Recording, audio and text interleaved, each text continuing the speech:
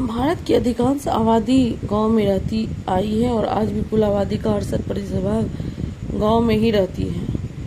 अर्थव्यवस्था गांव पर ही आधारित थी। लगान वसूली का अधिकार मिला समृद्ध क्षेत्र बंगाल, बिहार और उड़ीसा से लगान वसूली का अधिकार मिल गया।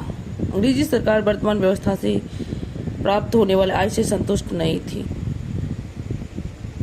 लगान व्यवस्था की शुरुआत कई तरह के प्रयासों के बाद सन 1779 आसपास कंपनी सरकार ने जमींदारों के साथ एक करार किया, जिसके अंतर्गत उनके द्वारा कंपनी को दिया जाने वाला लगान 10 वर्षों के लिए तय कर दिया गया। इसे अस्थायी बंदोबस्त का नाम दिया गया। 1793 में हमेशा के लिए निश्चित माना गया।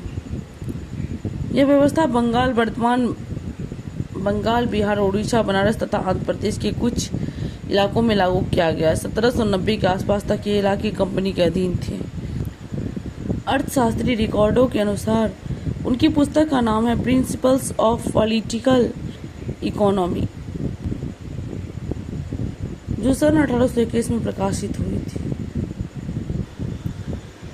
रैयतवाड़ी व्यवस्था दक्षिण और पश्चिम भारत में रैयतवाड़ी व्यवस्था के नाम से शुरू की गई।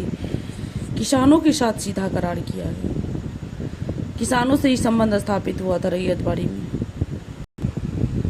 महालवाड़ी व्यवस्था पंजाब, दिल्ली, पश्चिम बंगाल में, उत्तर प्रदेश के क्षेत्रों में जगह पर गांव काफी बड़े मालिक या परिवारों जिन्हें महाल कहा जाता था, महालवाड़ी व्यवस्था के नाम से जाना गया। 3 प्रकार की भूमि व्यवस्था को अगर अंग्रेजों के शासन वाले भारतीय क्षेत्र में प्रसार के तहत देखे तो यह निष्कर्ष निकलता है। BBC Tree 2 में पूछा गया था। कुल कृषि योग्य भूमि में 15% अस्थायी बंदोबस्त के अंतर्गत था, 19%, 29% महालवाड़ी व्यवस्था और 52% रैयतवाड़ी व्यवस्था में आता था। 19, 29 और 52 तीनों व्यवस्था ने गांवों के जमींदारों और किसानों एक तरह से बर्बाद कर दिया था। महाजन या जमीन के मालिक जिन्हें पुरानी जमींदारी की जगह ले ली थी। 1875 का दक्कन विद्रोह महाराष्ट्र के पूना और अहमदनगर जिला में किसानों के गुस्से ने बड़े पैमाने पर उपद्रव भड़काया। इन क्षेत्रों में रैयतवाड़ी प्रणाली लागू थी। लाल बही दस्तावेज को लूटा गया और उसे सामयिक रूप से जलाया गया। महाजनों ने उन क्षेत्रों को छोड़कर चले जाने के बेहतर समझा। विद्रोह महाजनों के शोषण के विरुद्ध किया जाने वाला अहिंसक संघर्ष के रूप में जाना गया। बंगाल में किसान पटसन, जूट, असम में चाय, बिहार में नील, सुरा और अफीम, मध्य और पश्चिम भारत में कपास इत्यादि फसलों का उत्पादन करने को कहा गया। नगद से प्राप्त कर सकते हैं खेती करके।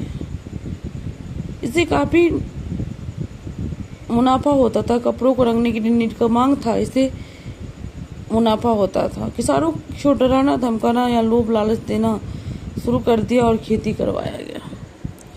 नकदी फसल ऐसा कृषि उत्पाद होता है जिसे खेतों से सीधे व्यापारियों द्वारा खरीद लिया जाता है, जैसे गन्ना, नील, तंबाकू, अफीम इत्यादि।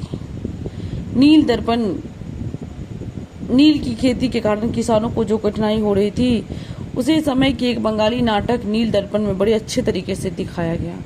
इस पुस्तक के लेखक दीनबंधु मित्र थे। 1860 में यह पुस्तक बिना किसी लेखक के नाम से छपी थी। इस पुस्तक का अंग्रेजी अनुवाद माइकल मधुसूदन दत्त ने किया है। नील किसानों की दुर्दशा वास्तविक रूप में सामने आई इस बुक से। नील किसान गुलुक चौधरी नाटक का पात्र था। अपने साथी से किसान से कहता है, मैं अब नील की खेती कभी नहीं करूंगा, चाहे इसके लिए मुझे जेल ही क्यों नहीं जाना पड़े, भीख मांगकर खा लूंगा। अगर सरकार ने ज्यादा तंग किया तो गांव को छोड़कर, लेकिन अब नील की खेती नहीं करूंगा। नील दर्पण का उदाहरण है नील किसान के विद्रोह में। बिहार और नील की खेती। बिहार में नील की खेती मुख्य रूप से उत्तर बिहार, चंपारण और मुजफ्फरपुर के इलाके में की जाती थी। अंग्रेजों ने इस इलाके में अफीम, पटसन और सोना नामक नकदी फसलों का भी उत्पादन किया था। वर्तमान गैर जिला अफीम उत्पादन में तत्कालीन बंगाल प्रांत में प्रथम स्थान पर था। बिहार में नील की खेती 2 तरीके से की जाती थी, जीरात और आसामी बाग।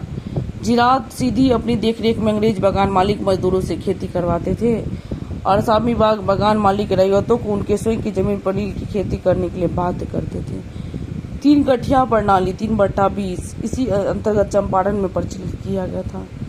3 कट्ठे प्रति बीघा, तो बीघा 3/20। महात्मा गांधी ने चंपारण में सत्याग्रह की शुरुआत की। नई भू राजस्व व्यवस्था अंग्रेजों द्वारा भारत में अपने साम्राज्य को स्थापित देने के लिए दिशा में उठाए गए। बिहार में अंग्रेजों के समय किस तरह की भूमि व्यवस्था थी? अस्थायी बंदोबस्त। अंग्रेजों के आने के पहले भूमि का मालिक राजा होता था। रैयतवाड़ी व्यवस्था में जमीन का मालिक किसान होता था। अंग्रेजी शासन द्वारा भारत में अपनाई गई नई भूमि व्यवस्थाओं का उद्देश्य अपनी आय बढ़ाना था। महालवाड़ी, पंजाब, नील दर्पण, दीनबंधु मित्र, नकदी फसल, नील, अस्थायी भूमि व्यवस्था 1793।